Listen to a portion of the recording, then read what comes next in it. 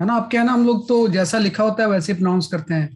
तो मैं भी डी ब्रॉगली बोलता हूँ, मोस्ट ऑफ द लोग भी डी ब्रॉगली बोलते हैं, लेकिन एक्चुअल में इसका प्रोनाउंसिएशन जो होता है वो डी ब्रॉगली नहीं होता है, इससे डी ब्रॉय, है ना। कि डी ब्रॉय वे बोलना चाहिए इसे एग्जैक्टली, है ना। कभी आप मतलब फॉरेन स्टेज में अगर एडमिशन वगैरह लोगे तो ये नहीं बोलना डी ब्रॉगली वे, है ना। तो इसका एक्चुअल प्रोनाउंसिएशन डी ब्रॉय होता है, लेकिन ठीक है, हम ऐसा इंडिया में तो कुछ भी बोल सकते हैं।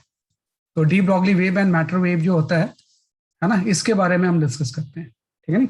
तो एक्चुअली क्या है ना कि जो साइंटिस्ट होते थे पहले, जो भी आपकी उनकी इन्वेंशंस हुई थी, उनका बेसिक जो वो था ना, वो एक जस्ट एक क्वेश्चंस करके चीजें को ऑब्टेन करते थे कि अगर ऐसा है तो ऐसा भी होना चाहिए। ये बड़ा इंपॉर्टेंट चीज था। मोस्ट ऑफ द चीज जो डिस्कवर हुई है इसी लॉजिक पे हुई है ना। जैसे अभी आप मैग्नेटिज्म पढ़ रहे हो, है ना, कि मैग्नेटिज्म में आपने ये पढ़ा कि कोई भी अगर करंट है ना, तो current can move the magnet, can move magnet, है ना। ये आपको पता है कि करंट मैग्नेट को मूव कर सकती है। तो ये करंट जो होती है उसकी वजह से मैग्नेटिक फील्ड होती है, और मैग्नेट के ऊपर फोर्स करके it can move the magnet. तो साइंटिस्ट ने इसका रिवर्स सोचा, can a moving magnet,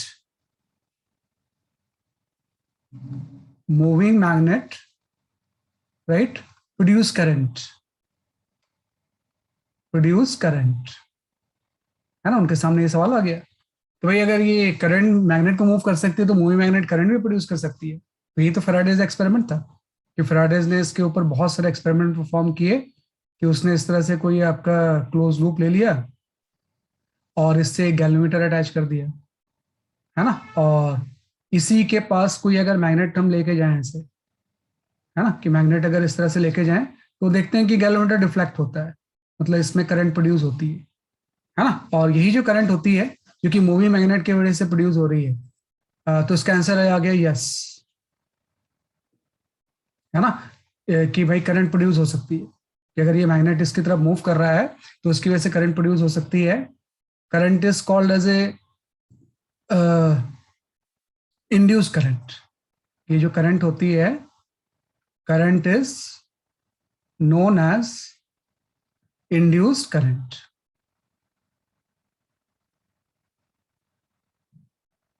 and phenomena is called photo electromagnetic induction.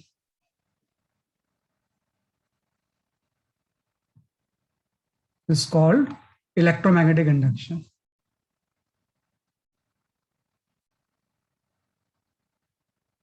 है ना। तो ये आपका आ गया कि भाई सिंपल सा लॉजिक ये था कि करंट अगर मूव मैग्नेट को मूव कर सकती है, तो कोई भी मूविंग मैग्नेट अगर है ना, ये कोई मैग्नेट अगर हम किसी कॉइल के पास ले जाएं तो करंट भी प्रोड्यूस करेगी, करती है ना। कि पूरा का पूरा जो मैग्नेटिज्म के बाद का अगला जो चैप्टर इलेक्ट्रोमैग्नेटिक इंडक्शन होता है इसी के ऊपर तो बेस्ड है, कि मैग्नेट मूव करेंगे तो फ्लक्स चेंज होगा, और फ्लक्स चेंज होगा तो यहाँ पे करंट क्या होगी, इंड्यूस्ड होगी। और इसी पूरे फिनोमेना को हम क्या बोलते हैं, इलेक्ट्रोमैग्नेटिक इंडक्शन। तो ऐसे यहाँ भी लॉजिक आता है। इसको बनाने का पर्पज ये था कि जो थॉट प्रोसेस जिससे कि सारी चीजें डिस्कवर होती है। तो आपने लास्ट क्लास में बोला कि भाई रेडिएशन हैज ड्यूअल नेचर। भाई कोई भी रेडिएशन जो है इसका ड्यूअल नेचर होता है, wave as well as particle, है ना। भाई कुछ चीजें हम उसके वेव नेचर से डिस्कस करते हैं, और कुछ चीजें उसके हम किससे करते हैं, बेसिकली आपके पार्टिकल नेचर से, है ना। तो उसका रिवर्स साइंटिस्ट ने सोचना शुरू किया कि अगर रेडिएशन का ड्यूअल नेचर है तो जो आपका मैटर है, मूविंग मैटर है, उसका भी ड्यूअल नेचर होना चाहिए। तो सिंपल से यहाँ पे लॉजिक यही आ गया कि if radiation has dual nature, has dual nature, है ना। तो है ना, radiation has dual nature, that is your wave and particle, wave particle, है ना। देन मैटर,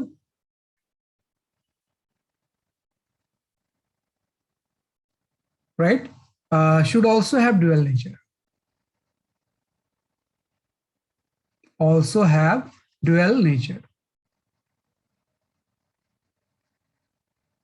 है ना। कि अगर रेडिएशन का ड्यूअल नेचर है तो मैटर का भी ड्यूअल नेचर होना चाहिए, है ना। तो ये लॉजिक वे सोचना शुरू किया साइंटिस्ट ने, क्योंकि रेडिएशन का तो ड्यूअल नेचर है ही।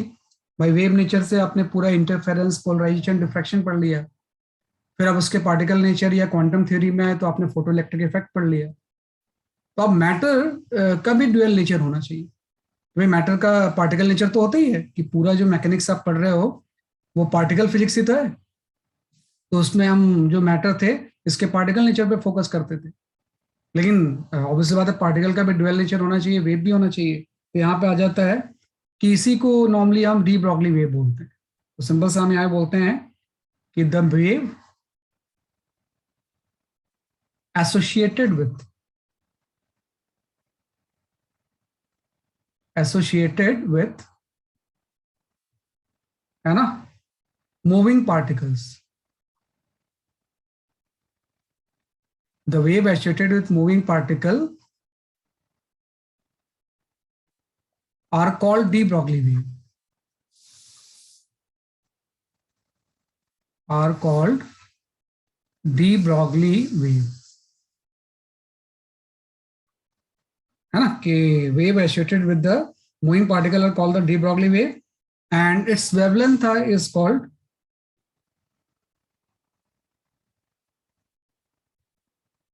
and its wavelength is called right de Broglie wavelength, de Broglie wavelength, है ना। तो ये आ गया आपका कि कोई भी मैटर अगर मूव कर रहा है ना तो उसके साथ बेसिकली आपकी वेव एसोसिएटेड होगी, उसी को हम बोलते हैं डी ब्रॉगली वेव। और उसकी वेवलेंथ को हम बोलते हैं बेसिकली आपके डी ब्रॉगली वेवलेंथ की। कोई भी एम मास है ना, कि कोई भी एम मास है, वेदर इट्स चार्ज और नॉट चार्ज, नेवर माइंड, अगर ये किसी वी से मूव कर रहा है तो इसके साथ वेवलेंथ एसोसिएटेड होती है। इसी को हम बोलते हैं डी ब्रॉगली वेवलेंथ। तो डी ब्रॉगली वेवलेंथ की वैल्यू जस्ट आपकी एच बाई पी हो जाएगी, है ना, और पी इसमें मोमेंटम हो जाएगा। तो अगर इसका मास एम है और वेलोसिटी वी है तो एच बाई एम वी हो जाएगी, है ना। लेकिन ऑब्वियसली बात है, आप देखो कि एच की वैल्यू तो बहुत कम होती है ना। तो अगर मास में कुछ ले लूं कि भाई 0.1 kg है और ये 10 मीटर पर सेकंड से मूव कर रही है, तो डी ब्रॉगली वेवलेंथ उतना हम उसको आइडेंटिफाई कर ही नहीं पाएंगे, है ना। तो नॉर्मल केसेस में डी ब्रॉगली वेवलेंथ जो होती है, जो आप मैकेनिक्स में पढ़ रहे थे, लाइक प्रोजेक्टाइल मोशन है, तो किसी स्टोन को आपने प्रोजेक्ट किया तो ये भी अगर मूव कर रहा है तो उसके साथ वेवलेंथ एसोसिएटेड है। लेकिन वो वेवलेंथ इतनी छोटी है कि उसको हम डिटेक्ट कर ही नहीं पाएंगे, वो डोमिनेट नहीं करेगी। लेकिन जब हम सब एटॉमिक लेवल पे जाएंगे, है ना, तो उस केस में फिर ये सिग्निफिकेंट हो जाएगी। तो वो मैं बाद में बताता हूँ। फिलहाल तो इस पूरे में एक्सप्रेशन में यही एक फॉर्मूला है कि wave associated with the moving particle are called the de Broglie wave, और उसकी वेवलेंथ को हम क्या बोलते हैं, डी ब्रॉगली वेवलेंथ, है ना। कि मतलब इतना छोटा सा फॉर्मूला है लेकिन क्वेश्चन हर साल आता है। तो lambda equal to H by P हो जाएगा, और पी की जगह पे हम क्या पुट कर देंगे, बेसिकली आपका एम पी, है ना। तो ये आपका गया इस तरह से। तो लैम्डा इक्वल टू, ये हम इस तरह से कर सकते हैं, ये आपका लिख लो आपसे।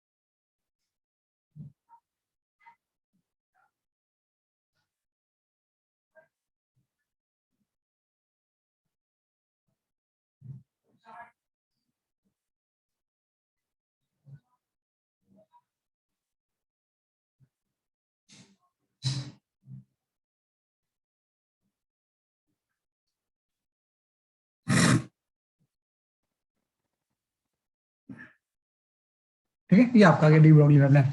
तो हम यहाँ पे कुछ प्रॉपर्टीज पढ़ लेते हैं कि जो आपने मैटर वेव या डी ब्रॉगली वेव पढ़ी है, इसकी बेसिक प्रॉपर्टीज क्या होंगी। कि फॉर्मूला तो इसमें एक ही है कि lambda equal to H by P हो जाएगा, ये फर्दर किसके इक्वल हो जाएगा, एच बाई एम वी की। तो इसकी कुछ बेसिक प्रॉपर्टीज हम पढ़ लेते हैं।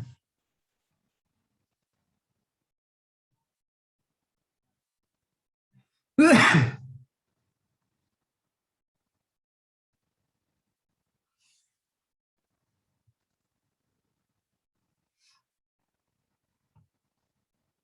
है, तो यहाँ पे आ जाएगा बेसिकली आपका properties of, right, de Broglie wave, है ना। डी ब्रॉगली वेव को ही we call it as a matter wave. Matter wave और डी ब्रॉगली वेव क्या होता है बेसिकली आपका सेम होता है, कि properties of de Broglie wave या क्या होता है बेसिकली आपका मैटर वेव क्या होगा, राइट। तो वन बाय वन अगर हम प्रॉपर्टीज वेव इसकी लिखें तो प्रॉपर्टीज काफी इंपॉर्टेंट होती है। कि पहली प्रॉपर्टीज की ये होती है कि lambda is smallest for heavier particle. Lambda is very small, right, for heavier particle, heavier particle, है ना। तो बस ये बात है कि बहुत छोटी होती है। जैसे मैं कोई मास अगर ऐसा ले लूं कि मास की वैल्यू 0.12 है केजी, है ना, और अब इससे बात है कि वी की वैल्यू अगर मैं लेता हूँ 10 मीटर पर सेकेंड है, और इसका मैं अगर डी ब्रॉगली वेवलेंथ निकालूं तो एच की वैल्यू तो आपको पता ही है कि 6.63 इंटू 10⁻⁻34 होगी। भाई मास आप 0.12 पुट कर भी दो, यहाँ पे 10 भी पुट कर दो, क्या फर्क पड़ता है, -34, है ना। तो ये नॉर्मली बेसिकली बहुत इनसिग्निफिकेंट होती है, इनसिग्निफिकेंट हो जाएगी। तो इसलिए नॉर्मल केस में जो मैकेनिक्स में हम पढ़ते हैं चीजें, उसमें हम इसकी बात ही नहीं करते हैं कि कोई वेवलेंथ इससे एसोसिएटेड है। हम उसको पार्टिकल ही बात करते हैं। मतलब वेवलेंथ अगर है भी तो बहुत छोटी है। तो अगर बहुत छोटी है तो उसका कोई फायदा नहीं होता है ना, कि किसी भी इंस्ट्रूमेंट से वो डिटेक्ट हो ही नहीं पाएगी। सेकंड आ गया, लेकिन जब सब एटॉमिक डोमेन में जाएंगे, है ना, कि भाई जब भी आप जाओगे सब एटॉमिक लेवल पे तो मास तो बहुत छोटा हो जाएगा ना। तो इन सब एटॉमिक डोमेन, है ना, मतलब किसी इलेक्ट्रॉन के लिए ले लें या किसी दूसरे अल्फा पार्टिकल के लिए ले लें, domain wave character of particle, wave character of particle is significant and measurable, and measurable, है ना, कि भाई सबऑर्डिनेट डोमेन में जब भी जाएंगे तो जो वेव कैरेक्टर होगा वो सिग्निफिकेंट भी होगा और मेजरेबल भी होगा। तो सेकंड प्रॉपर्टी ये हो गई। ये जो मैटर वेव होती है ये भी स्पीड ऑफ लाइट से ही मूव करती है, कि matter wave also move with speed of light, speed of light, कि मैटर वेव जो होती है वो भी स्पीड ऑफ लाइट से ही मूव करती है ना। अब एक चीज ध्यान रखना कि जो अब एक चीज आ गया कि भाई ये सब चीजें हमने सोच लिया ऐसा होता है, इसका एक्सपेरिमेंटल वेरिफिकेशन क्या है। तो उसका एक्सपेरिमेंटल वेरिफिकेशन भी होता है कि जो आपकी मैटर वेव होती है वो भी इंटरफेरेंस शो करती है ना, कि इलेक्ट्रॉन बीम, है ना, also show interference, interference of fringe width, fringe width beta is equal to lambda capital D by small D.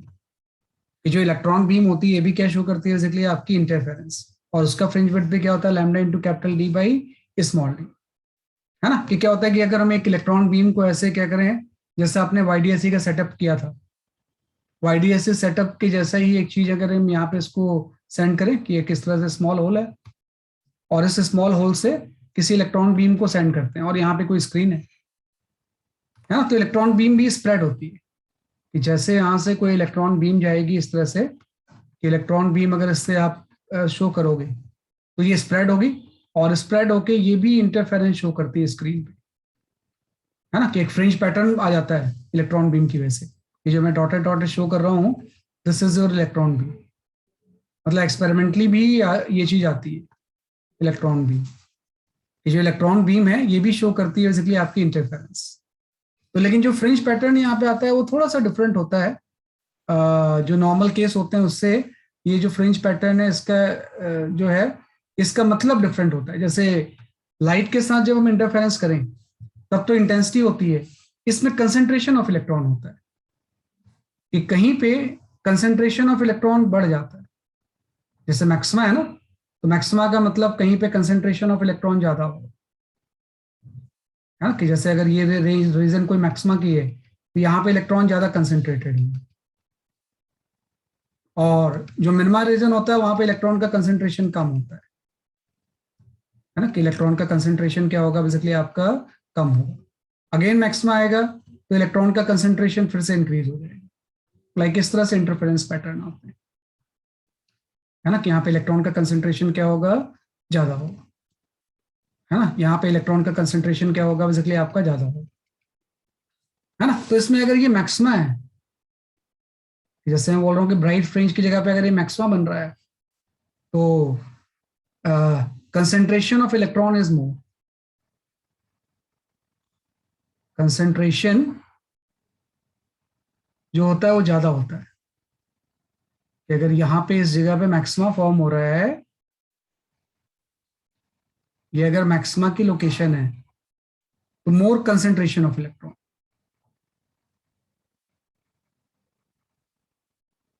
Concentration of electron, है ना। और अगर मिनिमा बन रहा है, ये सपोज ये लोकेशन अगर इसके मिनिमा की है ना, तो लेस कंसेंट्रेशन, है ना। तो ये आपका जाता है राइट। तो इंटरफेरेंस पैटर्न बनता है लेकिन चूंकि लाइट नहीं है ना, तो इंटेंसिटी के टर्म्स में नहीं बल्कि कंसेंट्रेशन ऑफ इलेक्ट्रॉन के टर्म्स में। और सरप्राइजिंगली फ्रिंज विड्थ का फॉर्मूला सेम ही रहता है कि अगर सॉरी डबल स्लिट मैंने बनाना भूल गया, यहाँ पे डबल स्लिट होना चाहिए ना। आप वाईडीएससी बना रहे हो, रिफ्रैक्शन थोड़ी कर रहे हो। इसको डबल स्लिट से रिप्लेस कर देता हूँ मैं, आप भी रिप्लेस कर देना। यहाँ पे डबल स्लिट है, ये ऐसा एक स्लिट यहाँ पे, कि हम तो इंटरफेरेंस कर रहे हैं, वो तो सिंगल स्लिट डिफ्रेक्शन होता है, ये ऐसा, है ना। तो एक से ऐसा होगा और दूसरे से भी स्प्रेड होंगी इलेक्ट्रॉन बीम्स, है ना, और इन दोनों का इंटरफेरेंस होगा ऐसे, है ना। इंटरफेरेंस करके कंसेंट्रेशन वेरिएशन क्रिएट हो जाएगा यहाँ पे, तो उसी को हम बोलते हैं फ्रिंज विड्थ। अब fringe width lambda capital D by small D होती है, ये डिस्टेंस तो स्मॉल डी वही है, कैपिटल डी आपका ये डिस्टेंस है, बस वही है कि जो आप ये लैम्डा निकालोगे ये डी ब्रॉगली वेवलेंथ है, वो एच बाई एम वी से निकाल लेंगे। प्लैंक कांस्टेंट पता ही होता है आपको, एम पता ही होता है, वी आप निकाल लोगे कि जो इलेक्ट्रॉन बीम में इलेक्ट्रॉन्स है उसकी स्पीड कितनी है, वो एनर्जी से आ जाएगा। वो किससे आ जाएगा बेसिकली, आपकी इसकी काइनेटिक एनर्जी अगर पता है आपको तो, है ना। तो ये ध्यान रखना कि भाई इसका जो एक्सपेरिमेंटल एविडेंस यही है कि इलेक्ट्रॉन बीम भी इंटरफेरेंस शो करती है। तो हम मान लेते हैं कि नहीं, मैटर वेव भी एक आपका बढ़िया कंसेप्ट है ना। तो लिख लो आप इसे, ये फोर्थ पार्ट।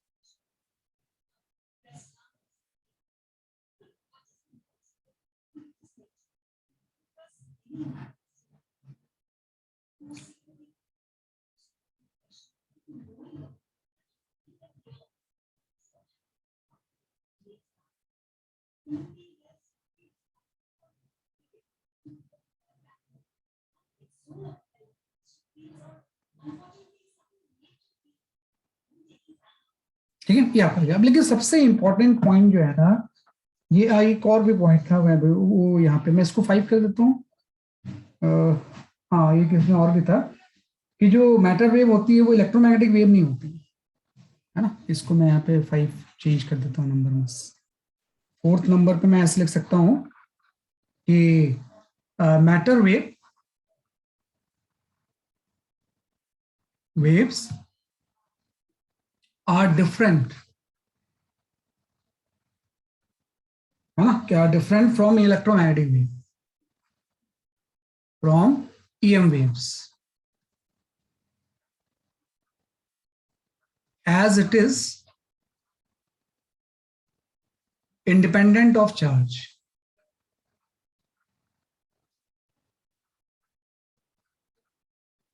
है ना, कि मैटर वेव जो होती है डिफरेंट होती है एम वेव से, क्योंकि मैटर वेव को चार्ज से कोई मतलब नहीं होता ना कि भाई ये चार्ज पार्टिकल इलेक्ट्रॉन है, इलेक्ट्रॉन का चार्ज तो कहीं आया ही नहीं, मास आता है, अल्फा पार्टिकल और चार्ज से कोई मतलब नहीं होता, तो डिफरेंट होती है उससे। तो ये पॉइंट नंबर 5 आप लिख लो। लेकिन सबसे जो इंपॉर्टेंट पॉइंट है पॉइंट नंबर 6 है, वो आप थोड़ा सा ध्यान रखना।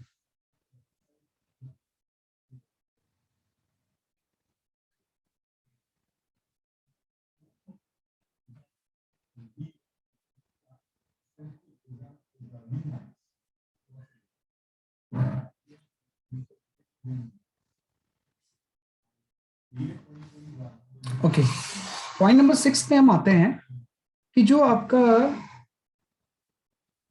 है ना, पॉइंट नंबर 6 आपका ये हो जाएगा कि जो मतलब ये डी ब्रॉगली वेव ने ना एक बहुत अच्छी चीज को इसने एक्सप्लेन कर दिया, quantization of orbit,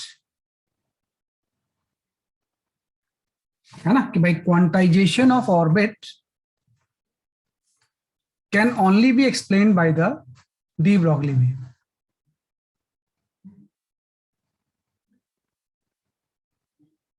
Orbit can only be explained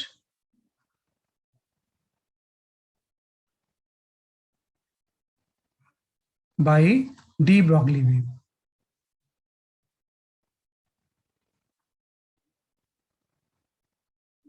है ना, कि क्वांटाइजेशन ऑफ ऑर्बिट जो होता है इसको सिर्फ हम डी ब्रॉगली वेव से एक्सप्लेन कर सकते हैं, है ना। हम बोलेंगे कि भाई सारे ऑर्बिट परमिटेबल क्यों नहीं है ना, पर्टिकुलर ऑर्बिट में ही इलेक्ट्रॉन क्यों रिवॉल्व करता है, उसका रीजन है डी ब्रॉगली वेव। तो इसका सिंपल सा रीजन है कि electron only exist in orbit where exact and de Broglie wave fit, है ना, कि exact and D Broglie wave fit, है ना, कि इलेक्ट्रॉन उसी ऑर्बिट में एग्जिस्ट करेगा जिसमें कि एग्जैक्ट एन जो होगी वो डी ब्रॉगली वेव फिट होगी। यहाँ पे एन आपका इंटीजर है ना, या तो एक डी ब्रॉगली वेव फिट होगी या 2 फिट होगी या 3 फिट होगी या 4 फिट होगी, लाइक दैट। तो सिर्फ वही ऑर्बिट परमिटेबल होगी जिसमें कि exactly N de Broglie wave fit होगी, है ना। इसका मतलब सिंपल सा ये हो गया कि अगर मैं कोई इस तरह से सर्कुलर ऑर्बिट ले लूं, है ना, और इसमें इसकी रेडियस अगर आर है, तो इलेक्ट्रॉन उसी ऑर्बिट में मतलब उसी वही ऑर्बिट परमिटेबल होगी जिसमें कि N de Broglie wave fit होगी। तो N de Broglie wave fit होने का मतलब जस्ट ये हो गया कि इसमें आप exact N de Broglie wave ऐसे फिट कर दोगे, एक वेव आई, दूसरी आई, तीसरी आई और चौथी आ गई, जस्ट हो गया, है ना। मतलब कोई ऐसे 1.5 या 2.5 फिट नहीं हो सकती है, क्योंकि स्टैंडिंग वेव होती है, इसलिए आप इसको ऐसा ही बना लो, इसका काउंटर पार्ट इलेक्ट्रॉन एग्जिस्ट करता है एज ए स्टैंडिंग वेव। तो जो क्वांटाइजेशन ऑफ ऑर्बिट था ना, इसका बेसिस जो आता है वो डी ब्रॉगली वेव से ही आता है, कि सिर्फ वही ऑर्बिट परमिटेबल होंगे जिसमें कि N de Broglie wave fit होगी।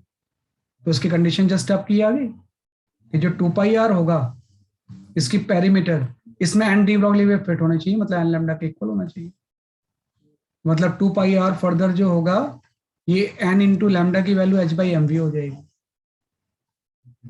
तो यहां से आपका M V R equal to क्या हो जाएगा, इसलिए आपका NH/2π, है ना। यही तो होता है क्वांटाइजेशन ऑफ ऑर्बिट, कि इसका एंगुलर मोमेंटम जो होगा वो h/2 का इंटीग्रल मल्टीपल होगा।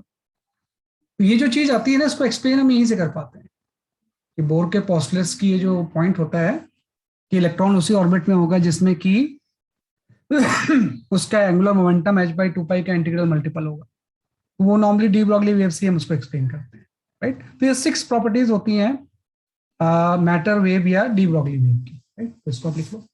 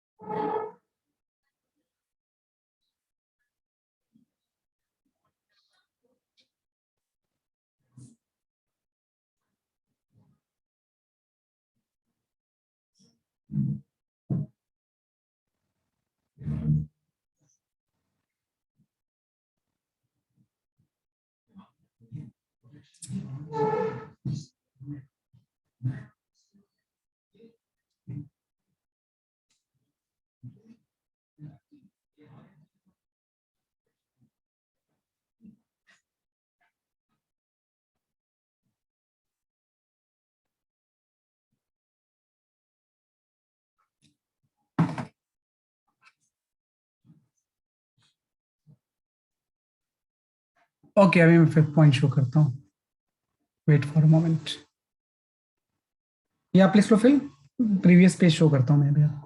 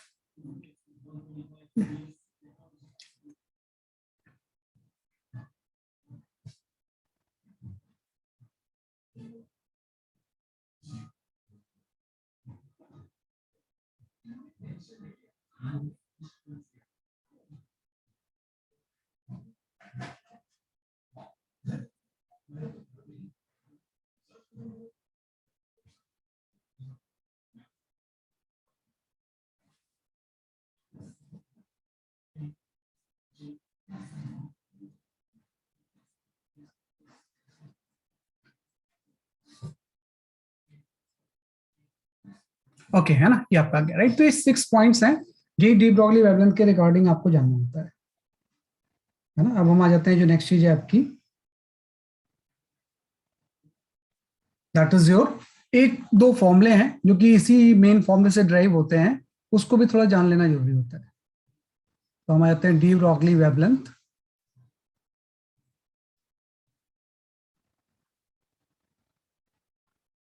वेवलेंथ ऑफ, है ना, कि डी ब्रॉगली वेवलेंथ हम निकाल रहे हैं एक पर्टिकुलर केस के लिए। पहला मैं केस लेता हूं यहाँ पे, D Broglie wavelength of a moving charge particle, of charge particle, charge particle, कि भाई इसका डी ब्रॉगली वेवलेंथ कितना होगा, है ना। तो आप देखो कि चार्ज पार्टिकल कोई भी होगा ना, तो डी ब्रॉगली वेवलेंथ जब मैं लिखूंगा तो मैं इस तरह से लिख दूंगा h/mv, है ना। तो चार्ज पार्टिकल की एक्चुअली वी निकाल पाना बड़ा मुश्किल है कि उसकी एग्जैक्ट वी कितनी है। तो mv को नॉर्मली मैं काइनेटिक एनर्जी के टर्म्स में लिख दूंगा। मैं इसको लिख दूंगा √2m into kinetic energy, where k is the kinetic energy of the charge particle. और कोई भी चार्ज पार्टिकल जो काइनेटिक एनर्जी गेन करता है वो पोटेंशियल डिफरेंस की वजह से गेन करता है ना, कि भाई कि what is the kinetic energy gain by charge particle due to potential difference.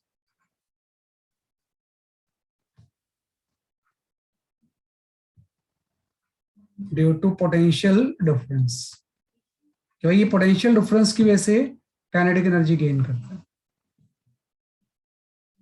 है ना। तो आपको पता है कि जो charge particle kinetic energy gain करेगा पोटेंशियल डिफरेंस की वजह से, वो ये जो काइनेटिक एनर्जी होती है ये आपकी क्यू इंटू डेल्टा वी हो जाती है, where delta V is the potential difference. कि अगर डेल्टा वी पोटेंशियल में कोई चार्ज पार्टिकल को हम छोड़ दें तो वो इतनी एनर्जी गेन कर लेगा, क्यू इंटू डेल्टा वी। तो अल्टीमेटली हम यहाँ पे ये लिख सकते हैं कि चार्ज पार्टिकल की जो डी ब्रॉगली वेवलेंथ होगी अल्टीमेटली ये इसके इक्वल हो जाएगी, 2m चार्ज पार्टिकल का चार्ज इंटू डेल्टा वी आ जाएगा। अल्टीमेटली पोटेंशियल डिफरेंस के ऊपर ही डिपेंड करता है कि चार्ज पार्टिकल का नेचर अगर पता है तो पोटेंशियल डिफरेंस के ऊपर ये चीजें डिपेंड करेंगी। तो ये आपका फॉर्मूला आ गया कि चार्ज पार्टिकल के केस में हम इसको पोटेंशियल डिफरेंस के टर्म्स में चेंज कर देंगे, है ना। लेकिन अगर ये चार्ज पार्टिकल इलेक्ट्रॉन है, if charge particle is electron,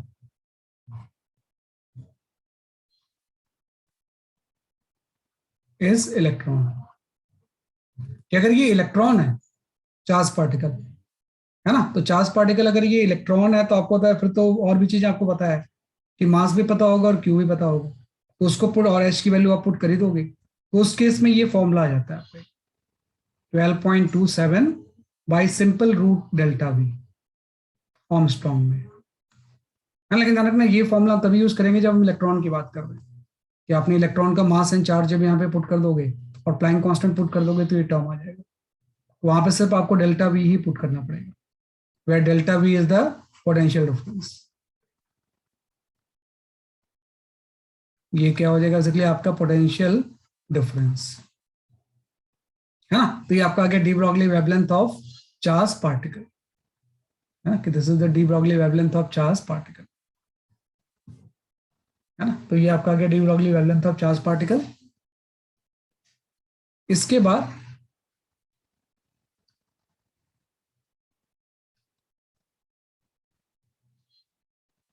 हाँ, तो जैसे D Broglie wavelength of the charge particle आपने निकाला है, ऐसे हम निकाल सकते हैं D Broglie wavelength of gas molecule, कि अगर कोई गैस मॉलिक्यूल है तो उसकी भी डी ब्रॉगली वेवलेंथ होगी। तो इसका भी फॉर्मूला सेम वैसे ही, स्टार्ट तो एच बाई एम वी से ही होगा और काइनेटिक एनर्जी में कन्वर्ट हो जाएगा ये 2m इंटू काइनेटिक एनर्जी, है ना। लेकिन गैस मॉलिक्यूल की काइनेटिक एनर्जी जो होती है ना वो टेम्परेचर डिपेंडेंट होती है, हाँ। तो हम जानते हैं कि kinetic energy of the gas molecule क्या होती है, काइनेटिक थ्योरी ऑफ गैसेस में आपने पढ़ा हुआ है।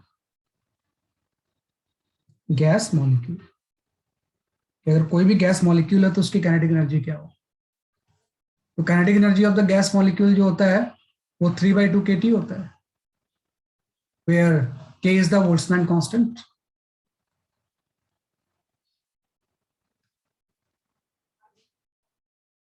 और T टेम्परेचर हो जाएगा, है ना। ये चीजें तो आप जानते ही हो गए, T इज द टेम्परेचर, है ना, कि इसमें T टेम्परेचर हो जाएगा और जो K है वो क्या हो जाएगा, इसलिए आपका बोल्ट्जमैन कांस्टेंट, उसको यहाँ सब्स्टिट्यूट कर दो आप, तो अल्टीमेटली इसका जो फॉर्मूला आ जाएगा वो आपका ही आ जाएगा। तो इन दोनों चीजें का पूछते हैं एग्जाम में हमेशा, तो यहाँ पे आपका आ जाएगा 3 MkT,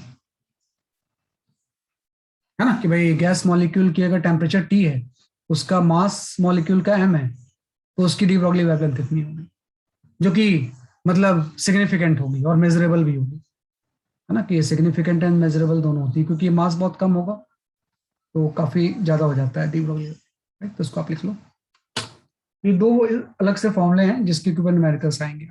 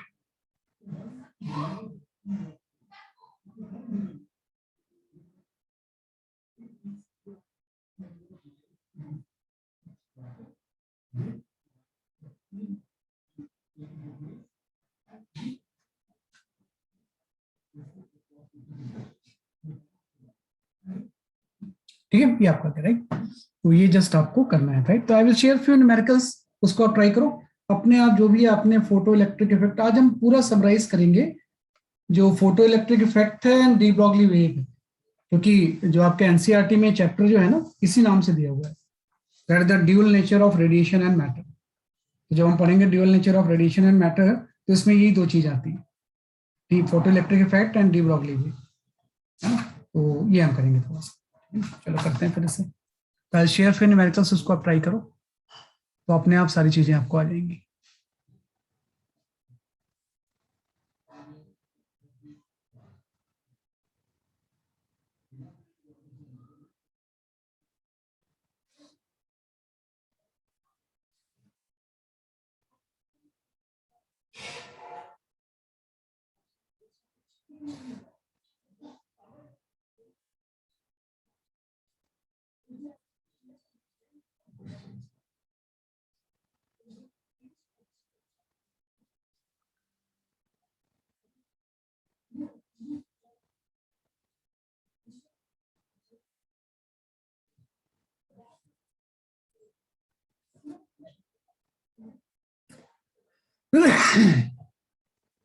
अभी मैं जिस क्वेश्चन को करूंगा उससे करना, ये भी करेंगे सारे लेकिन बाद में करेंगे। हाँ, I can go for this question.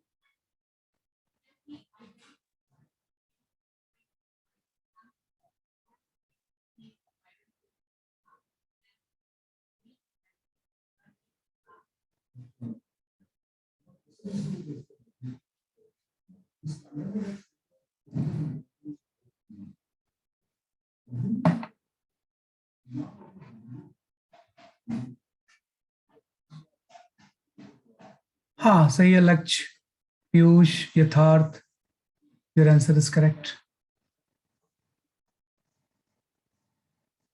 थोड़ा सा इसमें कुछ लोग गलत आंसर देते हैं, उसका रीजन पता है मुझे क्यों है।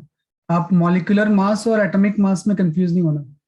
आपको एकाग्र Jain, your answer is correct.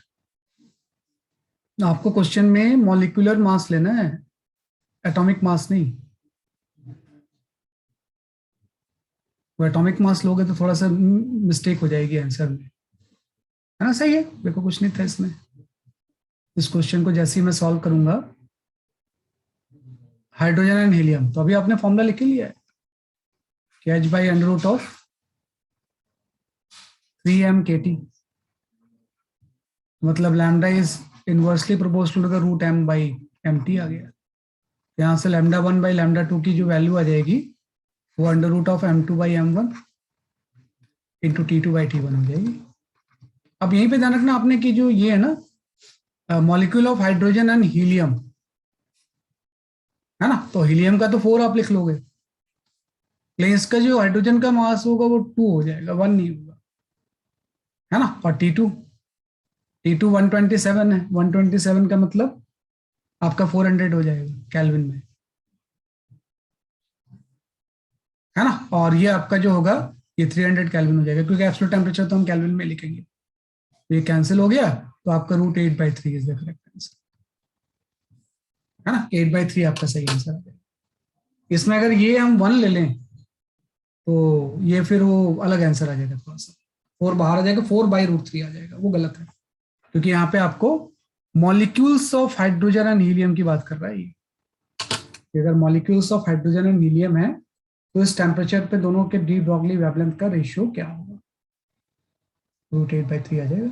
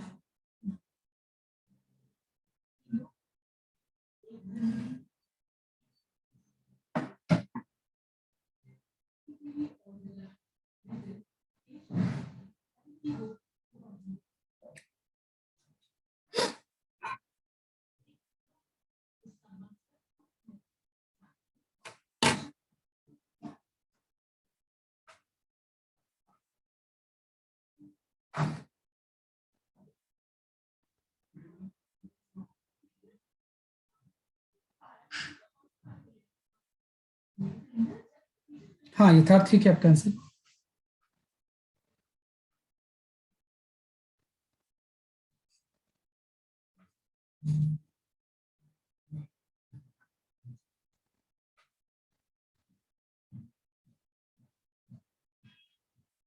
लक्ष्य सही है, निहाल सही है, एकाग्र भी सही है आपका आंसर, लेकिन थोड़ा उल्टा आ रहा है, लेकिन ठीक है वो भी आंसर।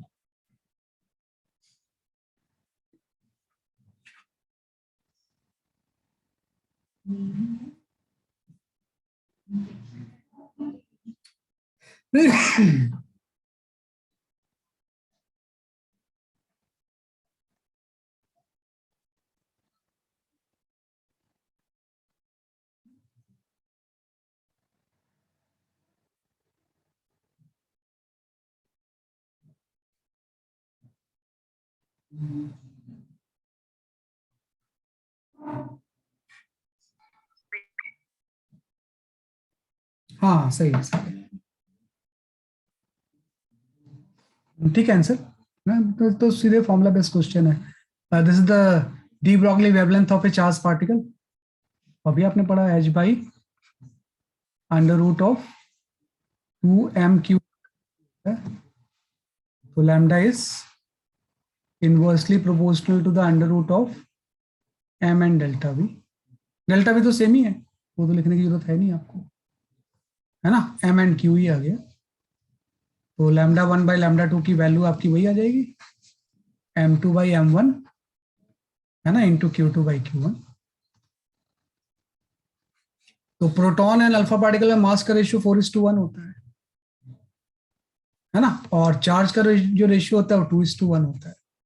√8 आ गया, है ना। तो √8 या 2√2 इज द करेक्ट आंसर। अरे ये तो आसान क्वेश्चन थे।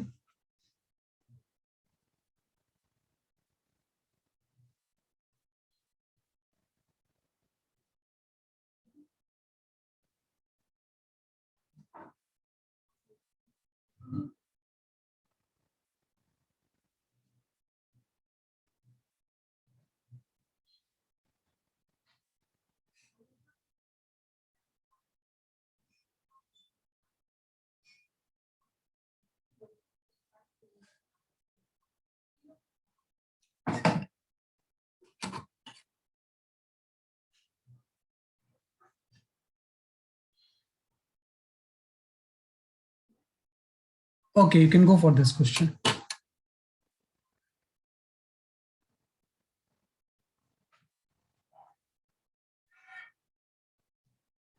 ये थोड़ा बड़ा क्वेश्चन है।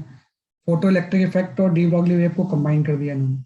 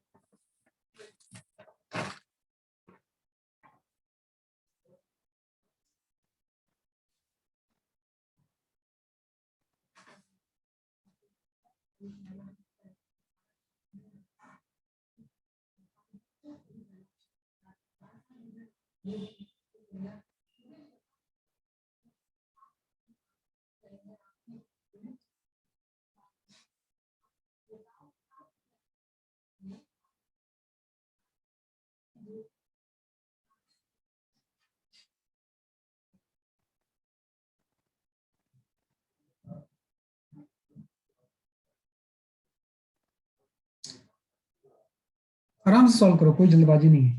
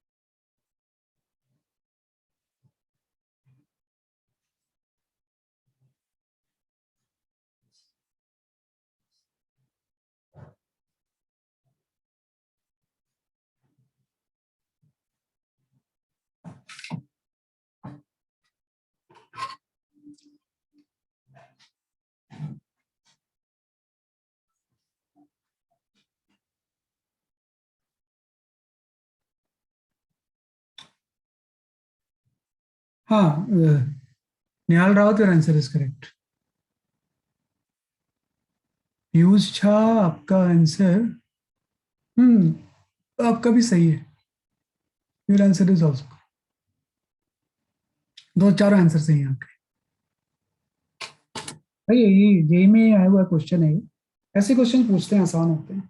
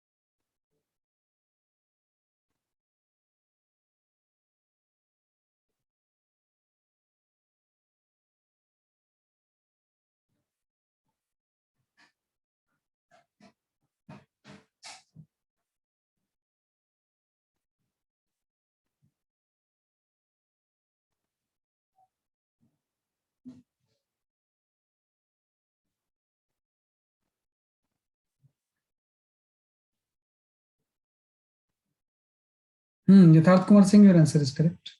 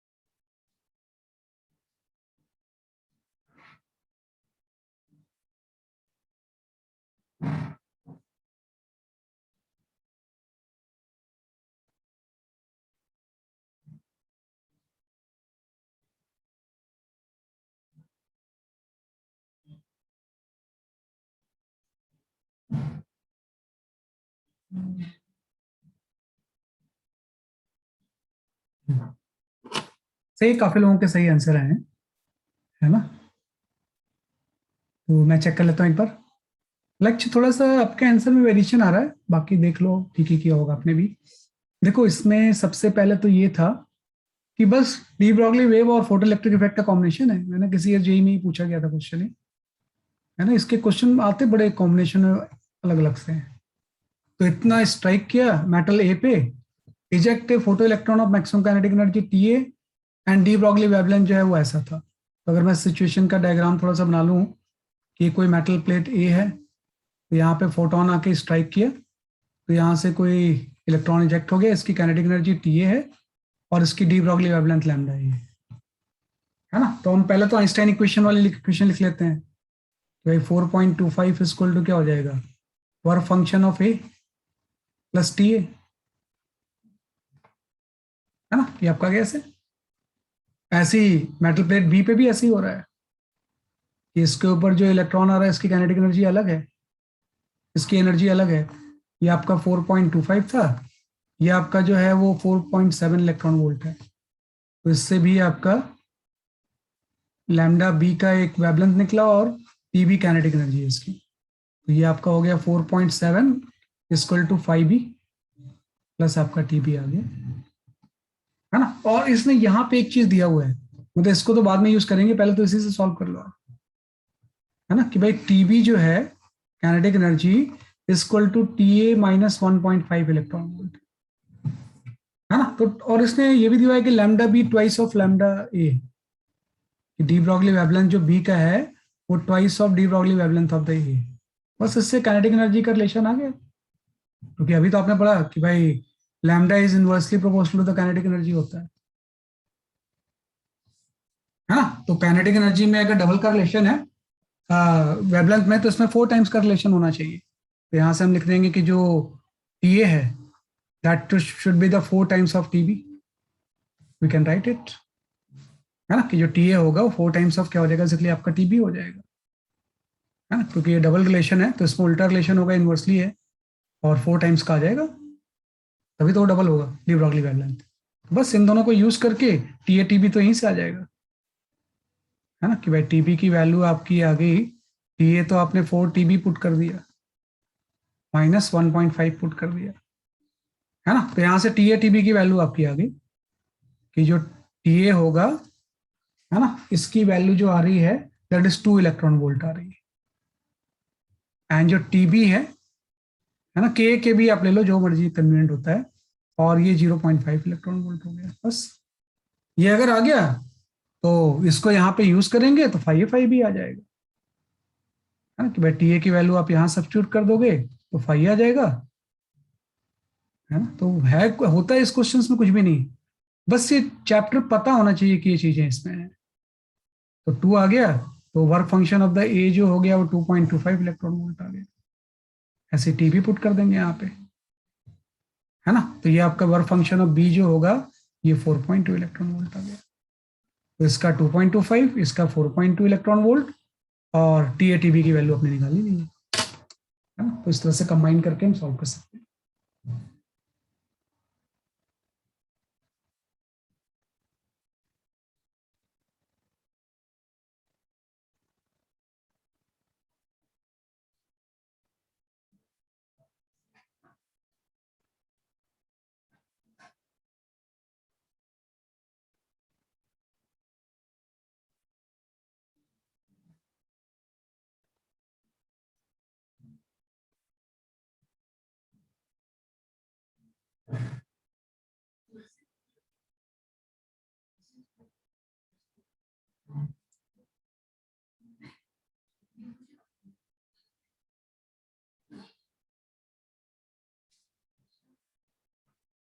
ठीक है, ये आपका गैस था।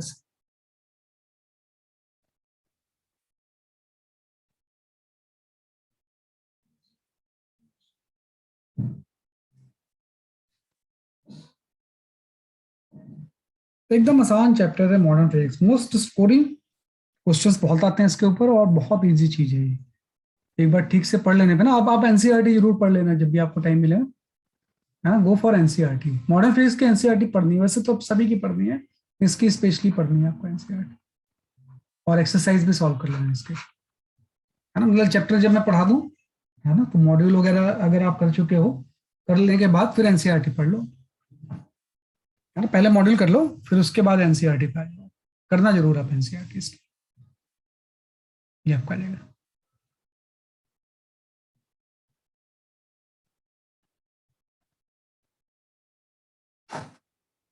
हाँ, सिंगल करेक्ट कर सकते हो बेटा आप, जी एडवांस के प्रीवियस ईयर्स क्वेश्चंस के सिंगल करेक्ट वाले कर लो, single correct and multiple correct, उसके जो इंटीजर टाइप है वो करने की जरूरत नहीं है आपको।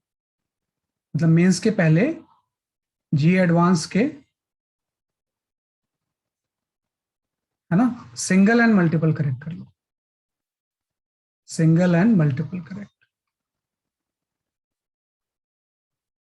है ना। वो कंप्रहेंशन या पैराग्राफ या ये सब नहीं करना, इंटीजर टाइप नहीं करना। मल्टीपल करेक्ट इसलिए होते हैं ना क्योंकि मल्टीपल करेक्ट से ना कंसेप्चुअल क्लैरिटी बहुत अच्छी आती है। मल्टीपल करेक्ट भले ही आपके मेंस में नहीं है, लेकिन मल्टीपल करेक्ट करने से कंसेप्चुअल कंसेप्ट काफी स्ट्रांग होते हैं, वो क्वेश्चन अच्छे होते भी हैं मल्टीपल करेक्ट में जो दिए होते हैं। चलो,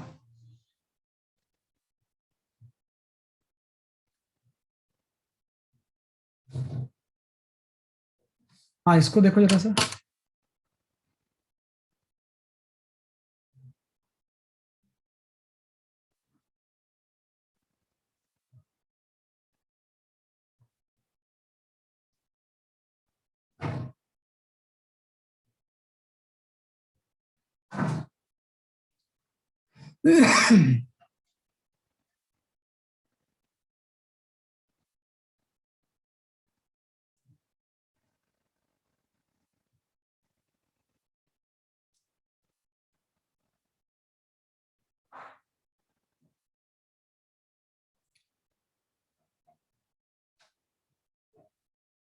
मैग्नेटिज्म आप पढ़ चुके हो बाबू।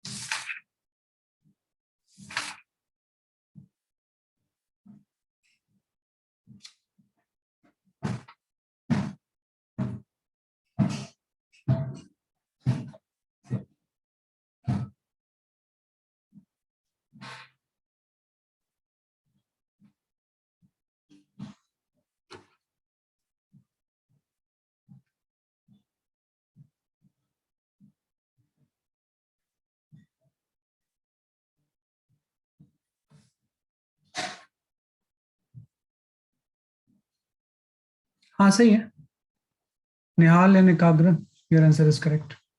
यथार्थ उल्टा लिख दिया आपने, ठीक कर दोगे तो सही हो जाएगा वो भी। हाँ कार्तिकेय त्यागी, आपकी भी आंसर सही है।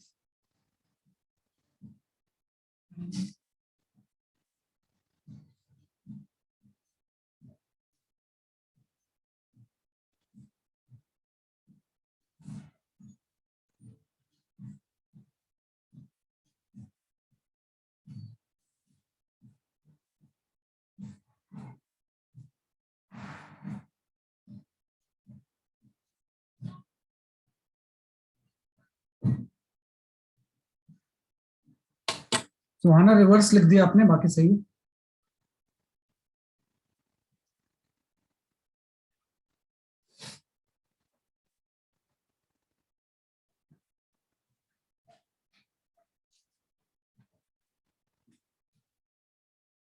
हाँ पीयूष झा, सही है आपका आंसर।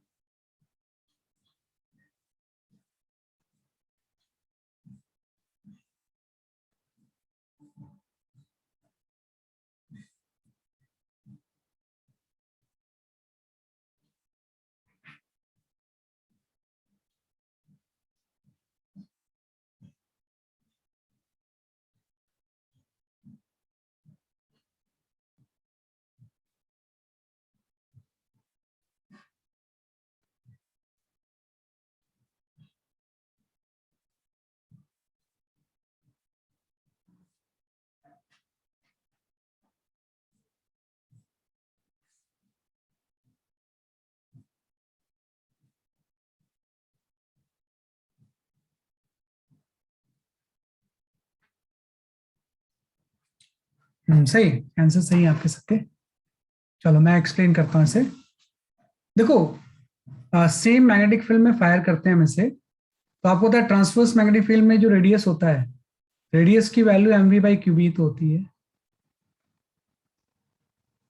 ना, कि सर्कुलर मोशन जो होता है मैग्नेटिक फील्ड में, जो चार्ज पार्टिकल सर्कल परफॉर्म करता है ना, उसकी जो होगी वो एम वी बाई क्यूबी होती है। और चूंकि ये मूव कर रहा है तो उसकी डी ब्रॉगली वेवलेंथ भी होगी, तो डी ब्रॉगली वेवलेंथ जो होगा वो एच बाई एम वी हो जाएगा। एकदम आसान सी चीज है। यहाँ से एम वी, अब इसने बोला दोनों का आर सेम है ना, या आर बात की हम बात करते हैं, आप एम वी की जगह पे in general Q B R लिख सकते हैं। तो यहाँ से H equal to M V की जगह पे क्यू बी आर आ गया। बस हो गया क्वेश्चन।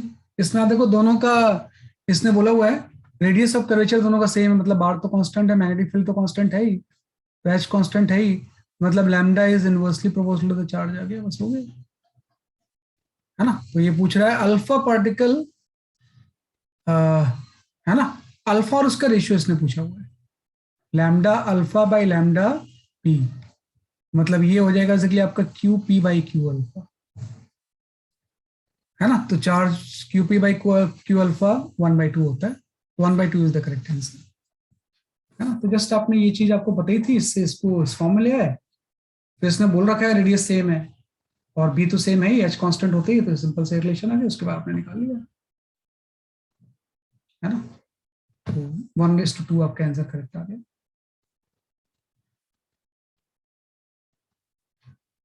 तो किसी भी चैप्टर में आ जाता है, मैग्नेटिज्म में, इलेक्ट्रोस्टैटिक्स में, कैपेसिटर में, कहीं भी फोटो इलेक्ट्रिक इफेक्ट के क्वेश्चन वो डाल देते हैं, तो इजिली सॉल्व कर सकते हो उसे।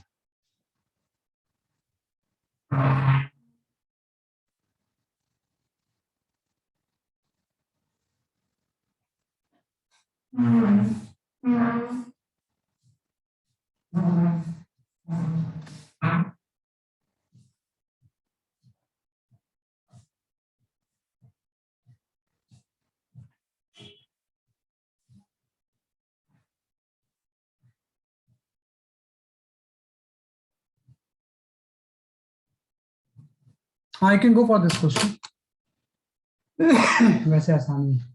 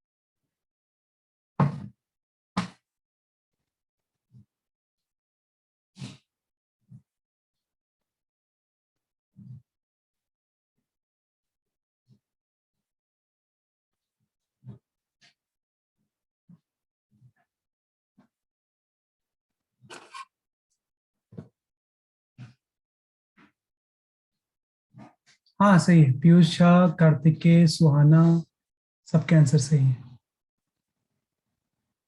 निहाल, यथार्थ, सबके सही है।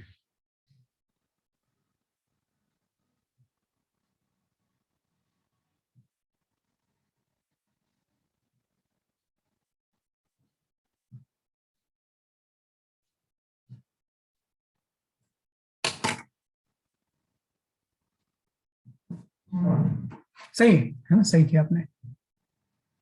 ठीक है ना, इसमें तो ऐसा कुछ है नहीं। भाई दो बार इक्वेशन लिखनी है। मोस्ट एनर्जेटिक मतलब काइनेटिक एनर्जी आप लिख लोगे कि पहले आपने लिया था Sc/λ1, तो वर्क फंक्शन 5 था। काइनेटिक एनर्जी सपोज आपका के, मोस्ट एनर्जेटिक का के ले लो आप इस तरह से, है ना। अब ये वेवलेंथ रिड्यूस करने का मतलब है कि एनर्जी हम बढ़ा रहे हैं, तो ये 2k हो गया। बस दोनों को सॉल्व कर लो और के को एलिमिनेट कर लोगे तो ये ऑप्शन आ जाएगा आपका, है ना। इसमें तो कुछ ऐसा है नहीं, है ना, कि 5 को एलिमिनेट नहीं करना, 5 तो निकालना है आपने, आपको के को एलिमिनेट करना है, तो विल गेट योर आंसर, है ना। चलो देखता हूँ, अगर कोई क्वेश्चन सब्सटेंशियल है तो उसको दूंगा, नहीं तो फिर सब मैं ग्रुप में डाल दूंगा आपके, अगर बहुत आसान क्वेश्चन मुझे लगे तो इन दोनों को सॉल्व करके विल गेट योर क्वेश्चन। एक क्वेश्चन दूंगा मैं आपको, वो एक्चुअली मेरे पास अभी है नहीं, वो जरूर सेव करना, है ना। कैपेसिटर से रिलेटेड है, फोटो इलेक्ट्रिक इफेक्ट, है ना। और एक आपका ऑप्टिक्स से भी है, ज्योमेट्रिकल ऑप्टिक्स से। दोनों क्वेश्चन मैं सर्च करके डालता हूँ आपको मैं। एक्चुअली क्या हो गया, वो वी फ्लैट ऐप में यूज करता था स्कैनिंग के लिए, है ना। अब वो गूगल के कुछ नॉर्म्स चेंज हो गए हैं यार। अब वो शेयर, मतलब वो आपकी डिवाइस में उसको स्टोर नहीं होने दे रहा है। देखता हूँ कैसे है उसका भी। ये रोज रोज नया कानून आ जाता है ना, बड़ा परेशान होते हैं हमसे। और मनमानी तो करेंगे ही कुछ दिनों बाद, ऐसी थोड़ी फ्री में दे रहे हैं सब कुछ चीजें, क्या आपका आ जाएगा। हाँ, अब कोई क्वेश्चन ऐसे बहुत ज्यादा है नहीं मेरे पास, ये सब मैं ग्रुप में डाल दूंगा, ये बहुत आसान से क्वेश्चन हैं, है ना। तो ये कर लेना जरूर से आप, ठीक है। तो ग्रुप में जो क्वेश्चंस डालूंगा उसको अटेम्प्ट जरूर करना, ठीक है नहीं। तो चलो दैट्स ऑल फॉर टुडे, है ना। आज के लिए इतनी काफी है। Wishing you very very happy Diwali, है ना। एकदम मजे करो आप, थैंक यू सर। है ना। और एक दो दिन एंजॉय जरूर करना है ना। हमेशा पढ़ते मत रहना, और रिफ्रेश होना बहुत जरूरी होता है ना। कि जब मान लो फेस्टिवल चल रहा है, सब लोग एंजॉय कर रहे हैं, तो आप भी एक दिन कर लो, है ना। उसमें आप अगर आइसोलेट होकर रहोगे ना तो फायदा नहीं होगा उससे। तो बढ़िया दिवाली को खूब एंजॉय करो, एक दिन या दो दिन जो भी आपने डिसाइड किया है, उसके बाद फिर से अपनी पढ़ाई में लग जाओ, तो एक अच्छा ब्रेक मिलेगा आपको थोड़ा सा, ठीक है नहीं। That's all, bye bye.